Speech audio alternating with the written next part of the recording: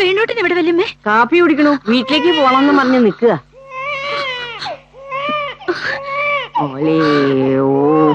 വേണോട്ട് പുറത്തേക്ക് പോരുത്, പോകരുതെന്ന് പറഞ്ഞ് കേട്ടില്ലേ? എന്റെ പുന്നാരം കേട്ടിരുന്നാലേ അച്ഛന് സുഖിലാന്ന് പറഞ്ഞ് ഫോൺ വന്നിരുന്നു തുടങ്ങ.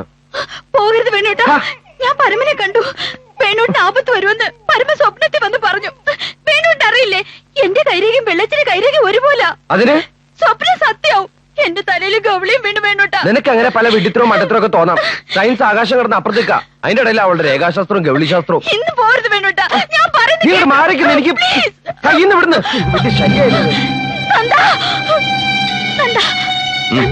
വേണോട്ട് പുറത്തേക്ക് പോകാൻ നിൽക്കുന്നു. ഫോൺ വന്നു പറഞ്ഞു. പോണ്ടെന്ന് പറ, എനിക്ക് പേടിയാ. നീ എന്താ കൊച്ചു കുട്ടികളെ പോലെ? വെള്ളച്ചിന് വിധിയാവും എനിക്ക്. വേണോട്ട് ആപത്ത് പറ്റും. ഒന്നുമില്ലെന്ന് വേണു, അച്ഛനെ ഞാൻ കൊണ്ടുപോകാൻ ഡോക്ടറെ അടുത്തേക്ക്. അതാവാം, പക്ഷെ എന്റെ കടമ ഞാൻ തന്നെ ചെയ്യണമല്ലോ. എന്തൊരു വാശിയാ വേണത്? വാശി എങ്കിൽ വാശി. അവിടെ ഒരാൾ ആരോരും ഇല്ലത് അനാഥായിട്ട് കഴിയാ. ഇവളിങ്ങനെ വിഷമിച്ച് നിൽക്കുമ്പോ പോണ്ടാന്നേ ഞാൻ പറഞ്ഞുള്ളൂ. ഞാൻ പറഞ്ഞില്ല ഇവളോട് വിഷമിക്കാനൊന്നും. എന്നല്ല, അമ്മൂപ്പ് ഒരു ഷോക്കിന്ന് റിലീവ് ആയിട്ടേ ഉള്ളൂ, അതുകൊണ്ടാ പറഞ്ഞത് പോണ്ടാന്ന്. അല്ല, ഞാനൊന്ന് ചോദിച്ചോട്ടെ, ഈ ഞാൻ ആരാ? ആരാ നന്ദട്ടാ? ഇവളുടെ ഭർത്താവാകും നിങ്ങളുടെ വളർത്തുമൃഗോ? തോന്നുമ്പോ കെട്ടിടാനും തോന്നുമ്പോ അഴിച്ചുവിടാനും. ഞാൻ പറയുന്ന ഒന്ന് കേൾക്ക്. ഇന്നത്തേക്ക് ഒരു ദിവസം നീ ഇവിടെ നിൽക്ക്. ഇവളുടെ അന്ധവിശ്വാസങ്ങൾക്ക് കൂട്ടു നിൽക്കാൻ അല്ലേ? നന്ദേട്ടൻ ഇത്രയും പഠിപ്പും വീരുള്ള ആളല്ലേ, എന്നിട്ട് എന്താ ഇങ്ങനെ? ഇത് അന്ധവിശ്വാസത്തിന്റെ കാര്യമല്ല വേണു, അമ്മൂന്റെ മനസമാധാനത്തിന്റെ കാര്യ. അന്ധവിശ്വാസങ്ങൾ മാറുമ്പോ മനസ്സമാനം തനിയുണ്ടാവും. അതൊരു ഷോക്കോടെ ആണെങ്കിൽ അങ്ങനെ ആവട്ടെ. എനിക്ക് ചില കടമകളൊക്കെ ഉണ്ട്, അത് മറന്ന ഞാനല്ല. പോയില്ലേ നന്ദ? ഞാൻ പറഞ്ഞൊക്കെ സത്യവും. ഗൗരിയടുത്തമ്മയുടെ കാര്യം ഞാൻ പറഞ്ഞ സത്യമില്ലേ? ഞങ്ങളുടെ കുഞ്ഞിന്റെ കാര്യം പറഞ്ഞ സത്യമില്ലേ? ഒക്കെ സത്യവും നന്ദ, ഒക്കെ സത്യവും. എനിക്ക് പേടിയാവുന്നു. രാധ വെറുതെ പരിഭ്രമിച്ച് വിളിച്ചതാ. രാവിലെ എണീറ്റപ്പോ ഒരു നേരിയ തലച്ചുറ്റൽ. വേണു വന്നപ്പോഴേക്ക് അതങ്ങ് മാറുകയും ചെയ്തു. അടുത്ത ആഴ്ച ഏതായാലും ഡോക്ടറെ കാണണം. അപ്പൊ മതി എന്ന് പറഞ്ഞിട്ട് കേൾക്കാതെ പോയിരിക്കുക ഡോക്ടറെ കാണാൻ. കെഞ്ചി പറഞ്ഞതാ ഞാൻ അവനോട്, ഇവിടെ ഒന്ന് ഞാൻ അന്വേഷിച്ചോളാന്നും പറഞ്ഞു. എന്നിട്ട് എന്തോ വാശി പോലെ. ഇന്നത്തേക്ക് ഒരു ദിവസം അവനോട് നിൽക്കായിരുന്നു. നന്ദൻ പറയുന്നത് എനിക്ക് മനസ്സിലാവും, പക്ഷെ അവനത് മനസ്സിലായിക്കൊള്ളണമെന്നില്ലല്ലോ.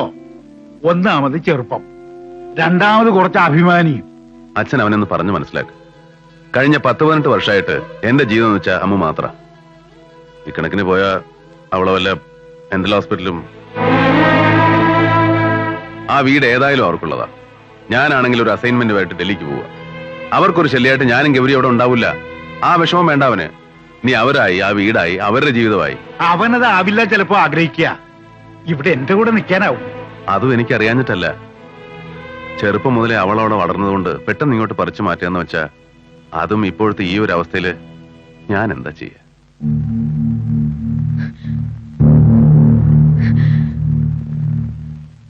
ഒരു വഴിയേ ഉള്ളൂ. ഞാൻ അവിടെ വന്ന് താമസിക്കാൻ കുറച്ചു ദിവസം. എന്നെ ഒറ്റയ്ക്കാക്കി എന്നുള്ള വിഷമം അവനുണ്ടാവില്ല.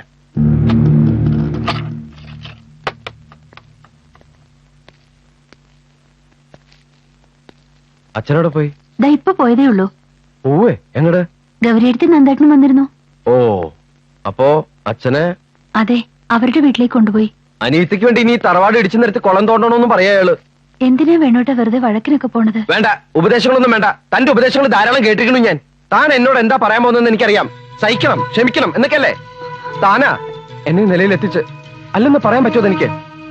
ഞാൻ വേണ്ട, ഒന്നും പറയണ്ട. എന്താ വേണ്ടതെന്ന് എനിക്കറിയാം.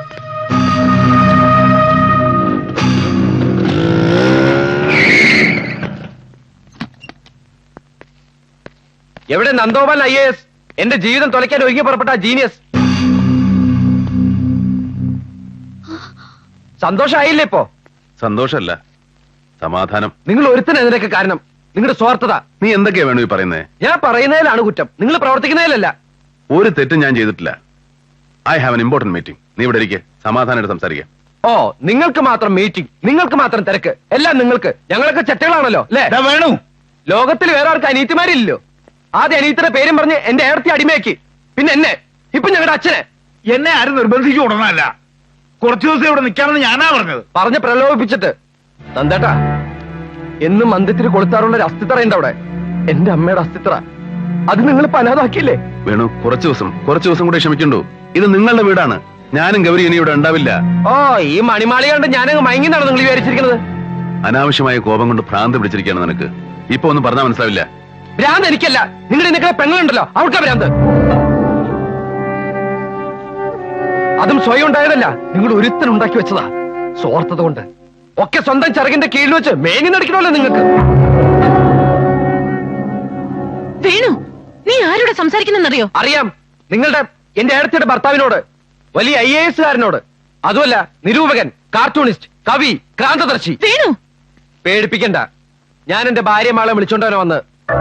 നിന്റെ ഇഷ്ടത്തിന് നിനക്ക് തോന്നിയ പോലെ ജീവിക്കാൻ എന്റെ അനിയത്തെ ഞാൻ വിട്ടുതരില്ല. നിങ്ങൾ വിട്ടു തരണ്ട. അല്ലാതെ തന്നെ അവളെ കൊണ്ടുവരാൻ എനിക്കറിയാം. മാന്യമായി പോറ്റാനും അറിയാം. പട്ടുമത്തെ മണിമാളികയാണ് ജീവിതം എന്ന് കരുതുന്ന നിങ്ങൾ ഒരു വിഡ്ഢിയാണ്. IAS കാരനല്ലെങ്കിലും അഭിമാനത്തോടുകൂടി ജീവിക്കാൻ ഞാൻ പഠിച്ചിട്ടുണ്ട്. വാ വാ. വേണ്ട വേണുട്ടാ, നമുക്ക് എവിടെയും പോകണ്ട, ഇവിടെ തന്നെ നിൽക്കാം. വരാനല്ലേ വേണോ?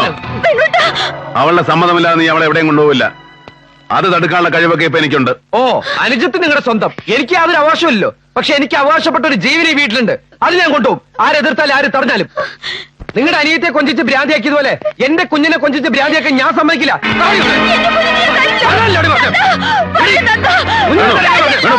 ഞാൻ വിടില്ല.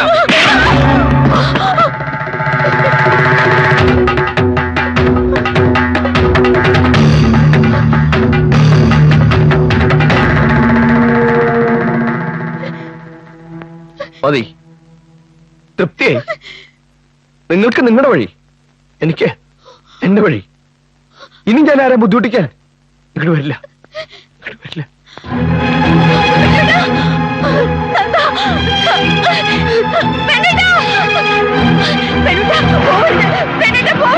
ഞാൻ പറയുന്നൊന്ന് കേക്ക് വേണുട്ടാ.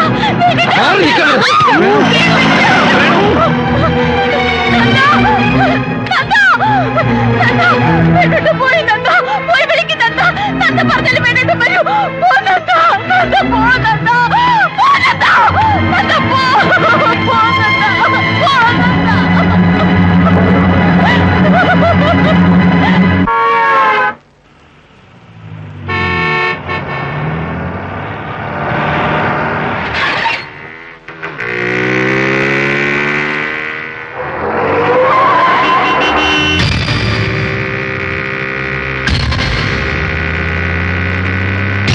വേണു നിൽക്ക്, ഞാൻ പറയുന്ന കേക്ക്. ഐ എം സോറി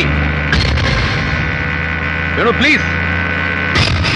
അമ്മു അവിടെ കരയാണ്. Please come back Venu, please. I am sorry.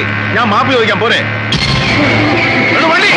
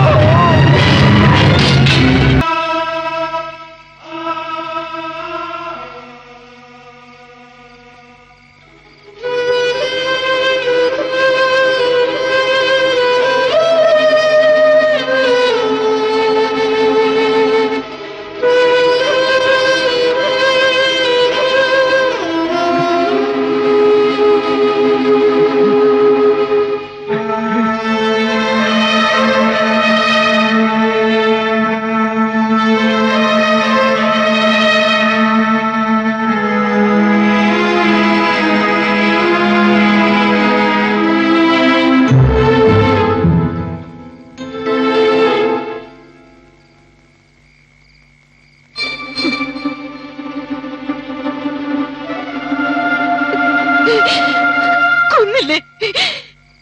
എന്റെ അനിയനെ കൊന്നില്ലേ നന്ദേട്ടാ? എന്റെ വേണുവിനെ കൊന്നില്ലേ? ഗൗരി, സ്വന്തം അനിയത്തെ സ്നേഹിച്ച് എന്റെ അനിയനെ കൊന്നില്ലേ നന്ദേട്ടാ? ഗൗരി, ഞാൻ ഒന്നും പറയണ്ട. ഇത്രയും വലിയ ശിക്ഷ കൊടുക്കാൻ എന്റെ വേണു എന്ത് തെറ്റാ ചെയ്തത്?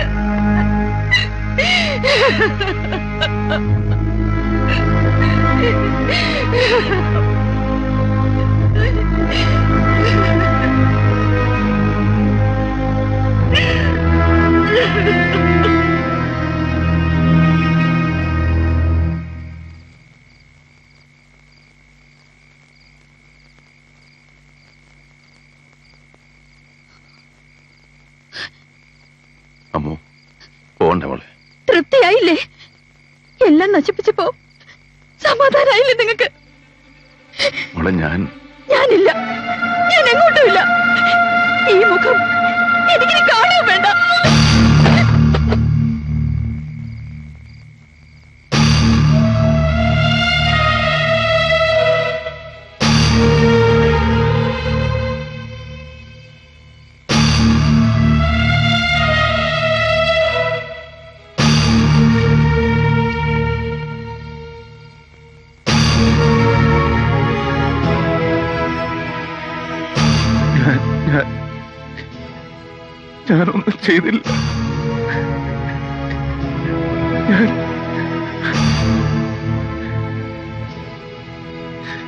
ഞാനൊന്നും ചെയ്തില്ല.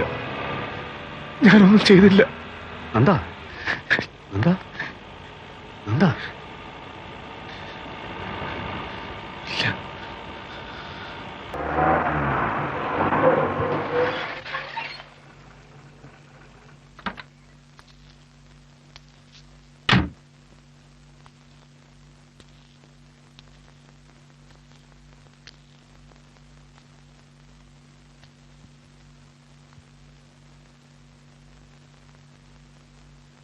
എല്ലാരും എന്നെ ശപിക്കണേ, ഒരു തെറ്റും ചെയ്യാത്ത എന്നെ.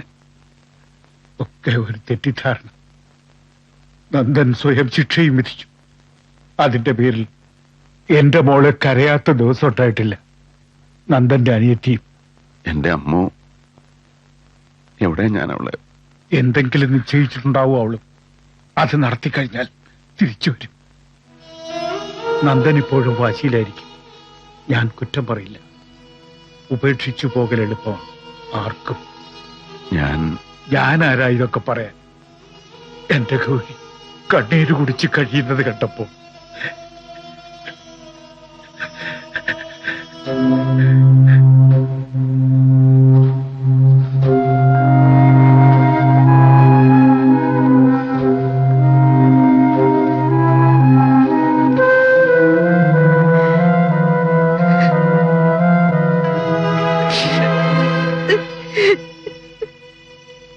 നന്ദാ,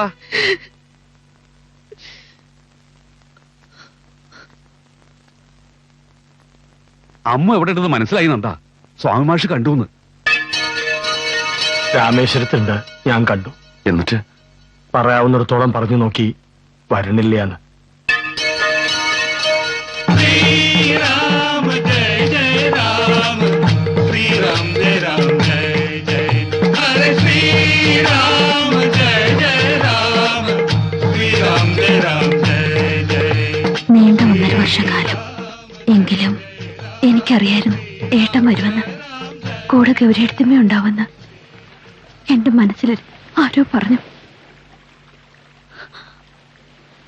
ആരോ അല്ല, വേണോട്ടൻ തന്നെയാവും എന്റെ മനസ്സിലിരുന്ന് പറഞ്ഞത്. എന്തുതന്നെയായാലും നന്ദേട്ടൻ ഉപേക്ഷിക്കില്ലെന്നും എനിക്കറിയായിരുന്നു. എന്നാലും മോളെ ആരോടും പറയാതെ ഇങ്ങനെ. ആരോട്? ഈ ഗൗരിയെടുത്തമ്മയോടോ? ഞാനും വരാന്ന് പറയും എടുത്തമ്മ, കൂടെ കുട്ടിയമ്മയും കൂട്ടാന്ന് പറയും. അപ്പോഴും ഏട്ടന്റെ അജ്ഞാതവാസം അവസാനിക്കില്ലല്ലോ. കുട്ടിമാമ ഒന്ന് പറഞ്ഞപ്പോ, നിന്നെ കാണാനുണ്ടായെന്ന് കേട്ടപ്പോ, വേണോട്ടിന് വേണ്ടി എനിക്കൊന്നും ചെയ്യാൻ കഴിഞ്ഞില്ല. വിവരദോഷം കൊണ്ടാവാം. ജീവിച്ചിരുന്ന കാലം മുഴുവനും വേണോട്ടിനെ ഉപദ്രവിച്ചിട്ടുള്ളൂ ഞാൻ. എന്നിട്ടും വേണോട്ടിന് എന്നെ വെറുത്തില്ല, കൂടുതൽ കൂടുതൽ സ്നേഹിക്കുകയും ചെയ്തത്. ഇനി വേണോട്ടിന് വേണ്ടിയുള്ള അവസാന കർമ്മം കൂടി ചെയ്യണം. മോളെ കൊണ്ട് ചെയ്യിക്കണം. അതും കൂടെ കഴിഞ്ഞ സമാധാനമായി. ഇനി വേണോട്ടിന് വേണ്ടി അതൊന്നില്ലേ നമുക്ക് ചെയ്യാൻ കഴിയുള്ളൂ. അന്നത്തെ സങ്കടം കൊണ്ട് ഞാൻ ഏട്ടനോട് എന്തൊക്കെയോ പറഞ്ഞതൊക്കെ ഓർമ്മയുണ്ട്. തെറ്റാണ്, അല്ല തെറ്റുപോലുമല്ല, പാപമാണ്. ഏത് പാപത്തിനും ഒരു പരിഹാരം ഉണ്ടാവില്ല ഏട്ടാ. എന്റെ മോൾ ഒരു പാവവും ചെയ്തിട്ടില്ല. ഏട്ടന് ഒരു വിഷമമില്ല, ഒരു വിഷമമില്ല. അമ്മ വാങ്ങോ, പന്ത് ഉക്കാറുങ്കോ. ഇനി ഈ മോളെ വളർത്തണം നമുക്ക്. എന്നെ വളർത്തിയ പോലെ എന്നെ നിറയെ സ്നേഹം കൊടുത്ത്. മമ ഗോത്രസ്യ ശിവഗോത്രസ്യ வேணுகோபாலன் அயம் பிண்டசுதா நமஹ ஜாயம் பலி நமஹ. இந்த அஸ்தி எடுத்துட்டு போய் மகாசமுத்திரத்துல கரைச்சிட்டு ஸ்நானம் பண்ணிட்டு வாங்கோ. வேணுகோபாலன் ஆத்மசாந்தி நமஹ தாகசாந்தி நமஹ தாகசாந்தி நமஹ. അമ്മ അമ്മ അമ്മോ അധികം ദൂരത്തേക്ക് പോകണ്ട. ഞാൻ പഴയ അമ്മ അല്ല. ഏട്ടൻ ഒട്ടും പേടിക്കണ്ട.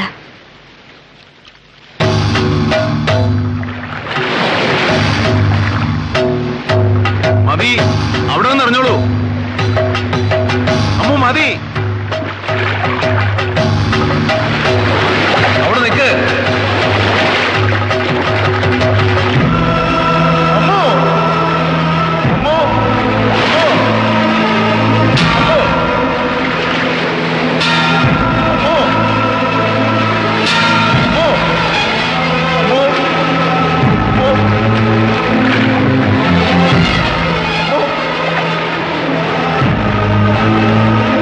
അമ്മോ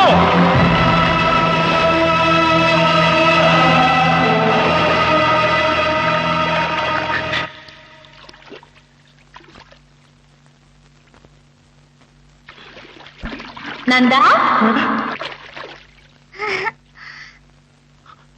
നന്ദ